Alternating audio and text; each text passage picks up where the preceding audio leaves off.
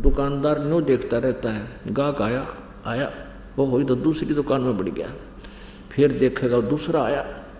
अब आना उसी ने है जो तेरे परमात्मा निर्धारित करेगा।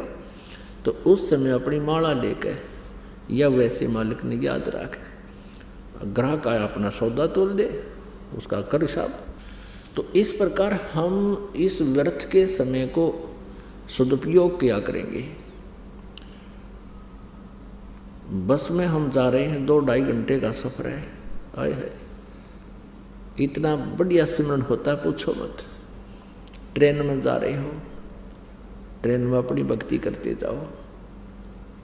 जैसे आप कहीं काम वश गए हो, कोई किसान है खेत में काम करता है, मजदूर है मजदूरी करता है, तो परमात्मा तो याद रखे सके है ना, तो और 100 फिल्मी गाने गाया करा दी हूँ करें जाऊँ मन में, तो परमात्मा के मंत्र याद रखे, परमात्मा के भजन को याद कर ले, उसकी वो भी चिंतन बनता रहता है। तो इस प्रकार परमात्मा का पाना अति आसान है, और इस सारे काम को करते करते ही हमने प्राप्त करना परमात्मा, और आसानी से होगा। नाम उठत नाम बैठत नाम सोवत जागबे, नाम खाते नाम पीते नाम सेती लागबे। परमात्मा अपनी अमर वाणी में तत्व ज्ञान में कहते हैं कि परमात्मा की भक्ति के लिए कोई विशेष आसन की आवश्यकता नहीं।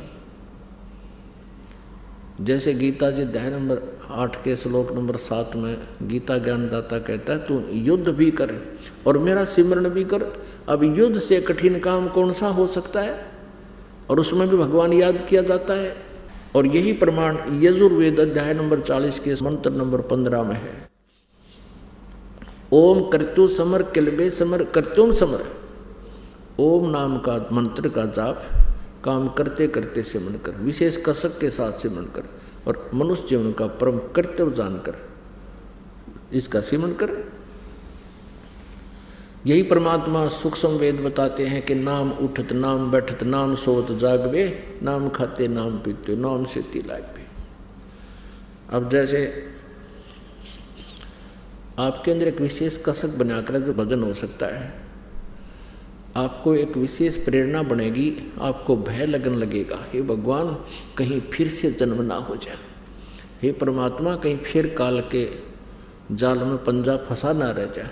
तो उस डर से आप अवश्य अंदर से एक विशेष कसक के साथ सिमरन शुरू होगा, और फिर भूल ना पड़े उसकी।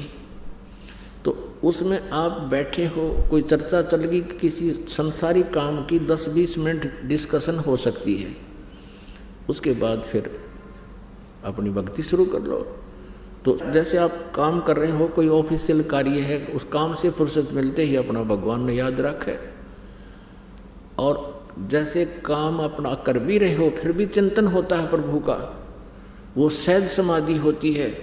सहज समाधि कैसे होती है कि जिस प्रकार किसी व्यक्ति को कोई टेंशन हो जाती है, वो चाहे कितना ही कार्य कर रहा, चाहे लेखन कार्य कर रहा, चाहे कोई और किसी काम में बिजी है, या कोई मजदूरी या किसान या खेती कर रहा है या दुकान पर बैठा है, वो फिर भी उसको उस टेंशन से उसका माइंड हटता नहीं, मन नहीं हटता, 1 सेकंड में फिर वहीं आ जाता है। तो इस प्रकार ये टेंशन बनेगी आपके उस परमात्मा के नाम की।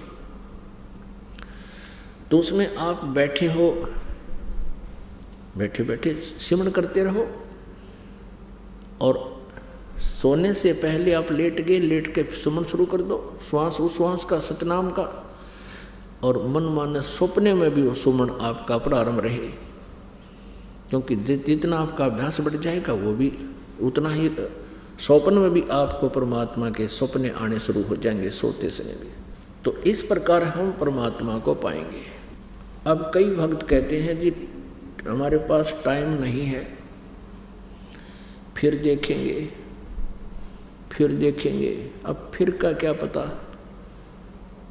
अगले श्वास का पता नहीं ये आएगा कि नहीं आएगा, और हम फिर पर छोड़ रहे हैं। परमात्मा कहते हैं काल करे सो आज करो, आज करे सो अब, और पल में प्रलय हो जाएगी, फिर करांगे कब।